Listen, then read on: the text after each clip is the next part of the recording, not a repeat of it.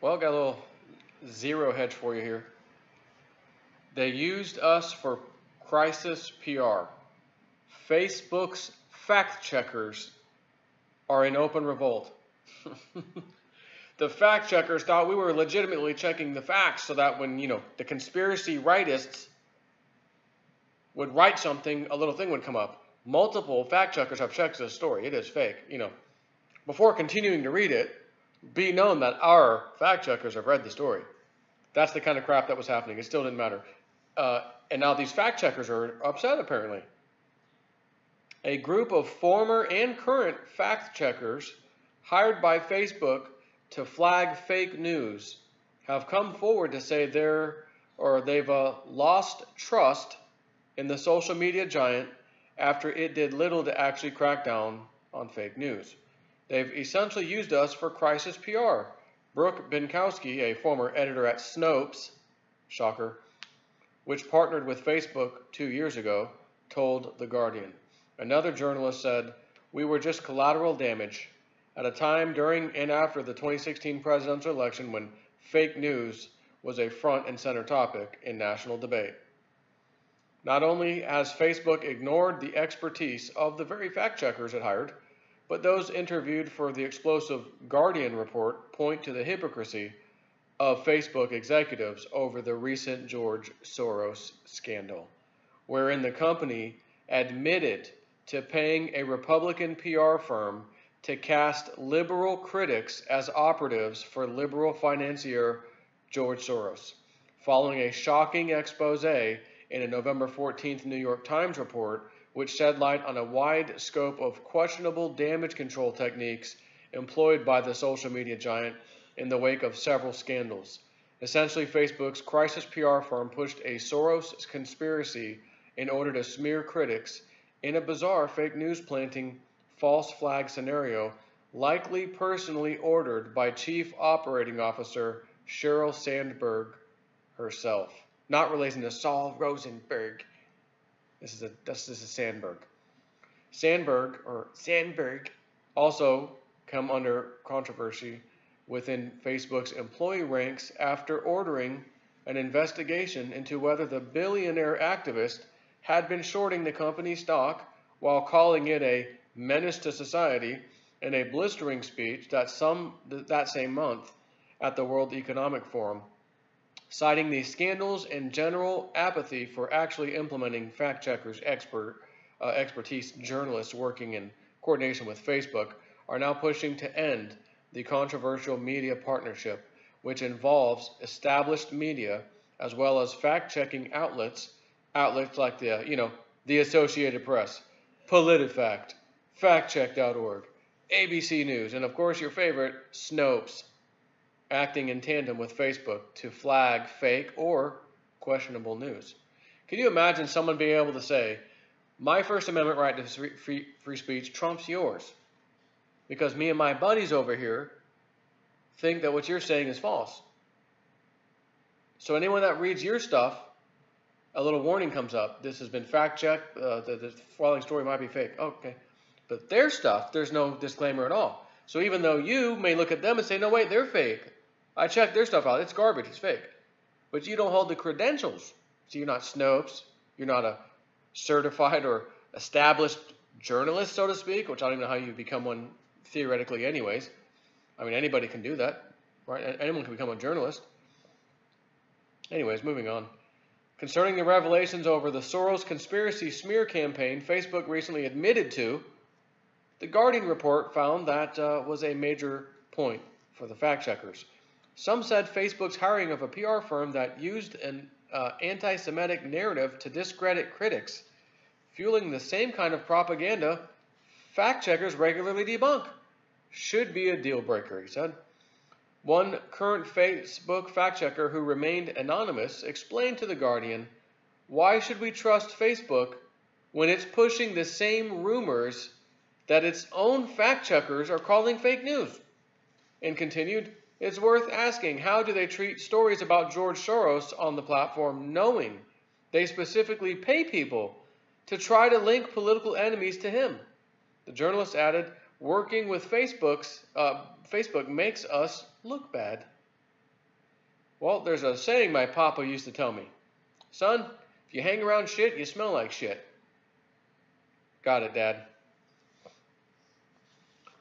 Perhaps the most stunning comments included in the report were from the aforementioned Snopes editor, Brooke Binkowski, who says her pleas to research and monitor propaganda related to the Rohingya crisis in Myanmar fell on deaf ears.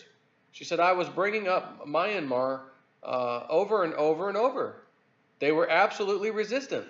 She said, I strongly believe that they are spreading fake news on behalf of hostile foreign powers and authoritarian governments as part of their business model.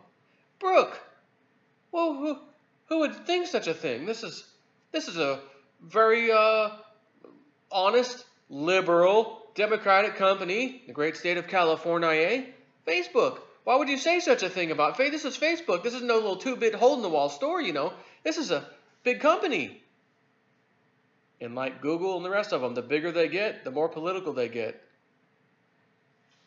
And wasn't it Mark Zuckerberg who said from day one, if these people who use his platform, if these people are stupid enough to give us all their information, so be it. We'll use it and sell it. Evan, you got the Facebook app on your phone still? Yes, she does. Yes, she does. It's probably listening to me rag on Facebook right now. Oh, wait, no, it's in the bathroom. It may not pick up my voice, but it might.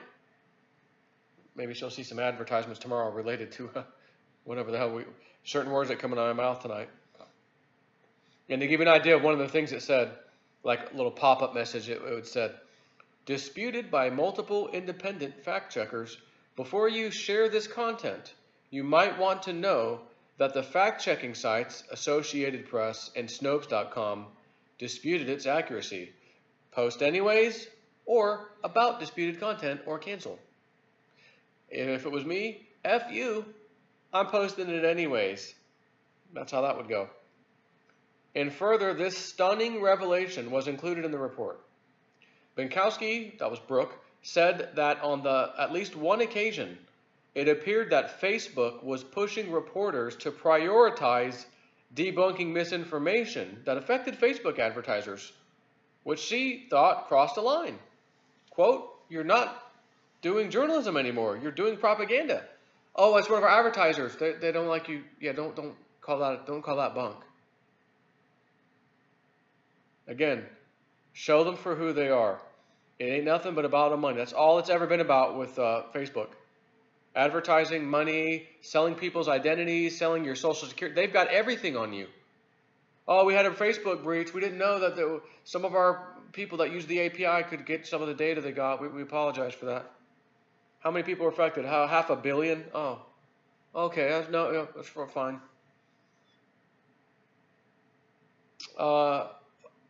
Other partner fact-checking journalists accused Facebook of desiring the appearance of trying to prevent damage without actually doing anything.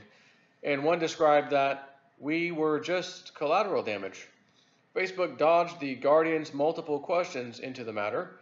When asked about whether advertisers influenced fact-checking, a Facebook spokesperson merely emailed the statement, quote, the primary way we surface potentially false news to third-party fact-checkers is via machine learning. The company then published a blog post in response to the Guardian's article asserting that it does not ask or pressure partners to prioritize fact checks related to their advertisers. Facebook further stated that it had heard feedback from our partners that they'd like more data on the impact of their efforts. It goes without saying that all this means that anytime Facebook execs begin lecturing others over fake news and how they plan to combat it, huge red flags should go up signaling that Facebook could again be making plans to launch yet another round of dirty tricks disinformation campaign. But you and I already knew this. You and I already knew this. Why? Because I've been talking about this crap for years. Google, do no evil. Google's had a motto back in the day, do no evil.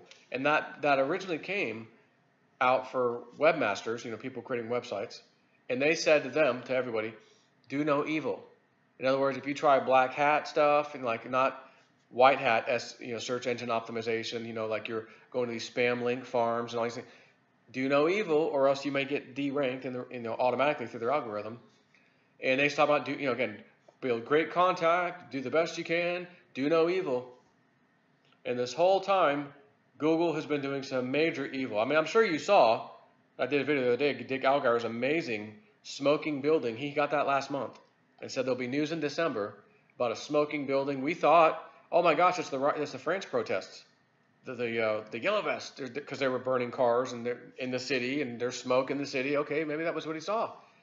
And then we hear the CEO of Google give his nonsensical crap in front of Congress, this little commission or whatever, or committee, and talking about China. Your guys are helping the communist Chinese, and no, we're not, no, we weren't going to do that, no. And then, immediately the Google building in China is on fire. And when I look, I posted the Dick Algar's drawing and then the real thing. I sent you that, or I didn't send it to you. I posted it in my video a few days ago. And it's just mind blowing. It is mind blowing for him to do that. It really is. It's insane. So, anyways, I guess that's it for this one. Take care.